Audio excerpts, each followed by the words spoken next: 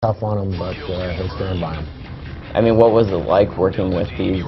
Do you feel like you draw any sort of inspiration for the characters that you create based on your interactions with these actual Delta members and that sort of stuff? Yeah, when we were creating the new characters like Sandman, we worked closely with the Delta guys, and we learned an awful lot. The Delta's a pretty secret fighting force. Matter of fact, they don't exist, and they'll probably be killed after this. But they are true patriots. I mean, this is what they want to do. This is all they think about and it's the same for the SAS and the GIGN in different countries. But they wouldn't necessarily give us ideas for missions. We would come up with the missions, but then we would ask them to help make them authentic. Yeah, make sure that you weren't doing something that was utterly ridiculous. Yeah. Let's see. Another Twitter question from XXXWolfXXX. He says, are vehicles going to be in the campaign of Modern Warfare 3, a la snowmobile, Jeep, etc.? Yes. Yeah, we have different vehicles in the game, and again, it's not just to throw them in for vehicle's sake, but it was right for the mission, or Pacing's obviously always a huge yes. part of Modern Warfare 3. I mean, you have parts. I mean, not just Modern Warfare 3, but every series. It always seems like there's an emphasis on like this mission will do stealth, this mission will just be crazy nuts for 20 minutes, and then once you've had your heart pounding for a while, we'll ease it back. Yeah, well, there's also new mechanics in there. There's new features, and I don't want to give too much away, but I think people are going to find a really good variety in the campaign and multiplayer. So a very common question that I'm sure you get all the time. Twitter user Craneface says, how long is the single-player campaign? It's kind of an arbitrary question, I know. It's so arbitrary that it's really hard. What are you playing it on? Are you playing it on Recruit? Are you playing it on Hardened? I don't know. You're sitting down and playing. We never sit down when we're designing a game and go, let's make a 10-hour game. We go, let's make a great story. Yeah. And whatever it comes out to be, and nowadays, as we're designing, we've been doing it long enough that you have an idea that, okay, this is long enough, but it's really about the story, and we just let it happen. I mean, I think the thing too with the Modern Warfare series and Call of Duty in general is that campaign is only obviously one component, right? I mean, today throughout the live stream we've shown single player. There's that campaign, and then there's Spec Ops, and then there's multiplayer with that. Yep. You can level up to some crazy level, and then Prestige over and over again. You can literally spend. Yep.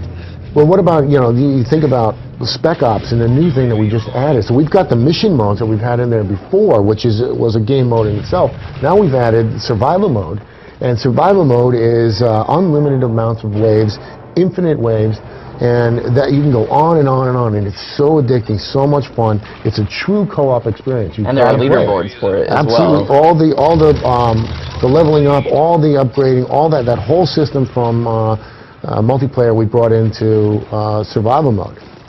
So yeah, you're absolutely right. We kind of look at the game now as there's something for everybody, and it's just three legs of the stool. You got campaign, single player, you've got Spec Ops, the co-op, and of course multiplayer. They're huge. Yeah, I mean, obviously multiplayer has been. I mean, it's you're not going to mess with something too much if it works and it's amazing. Yeah, right. But I've noticed that leveling seems a little bit different in this, that there's been so many more challenges added to where the sense of reward is constant. I mean, even right there, throughout this we've seen constant numbers popping up, constant awards popping up. So you don't necessarily have to be like the world's most amazing, player to sit there and still be able to earn rewards, level up. Right, and that's one of the things that they would go back to years of making games is reward the player for playing, and they should feel like they're accomplishing something because they are. Right, sorry, I get distracted whenever I see. Me too. You have your community manager and Guy playing, and the guy's just a monster. Yeah, he is. Yeah, I know.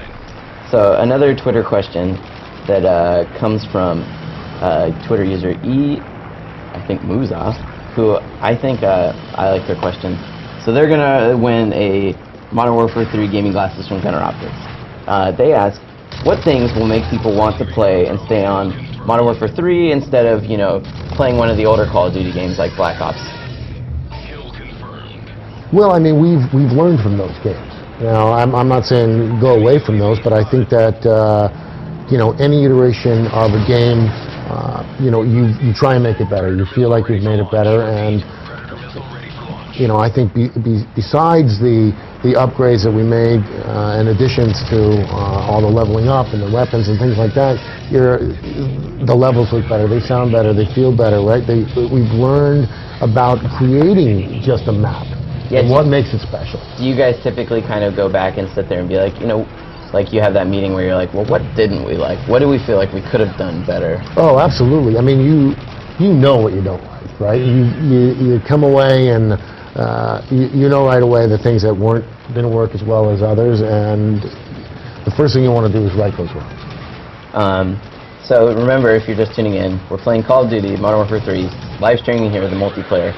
The new mode, kill confirmed. Seeing a Predator missile strike come in. Oh, successful. It was.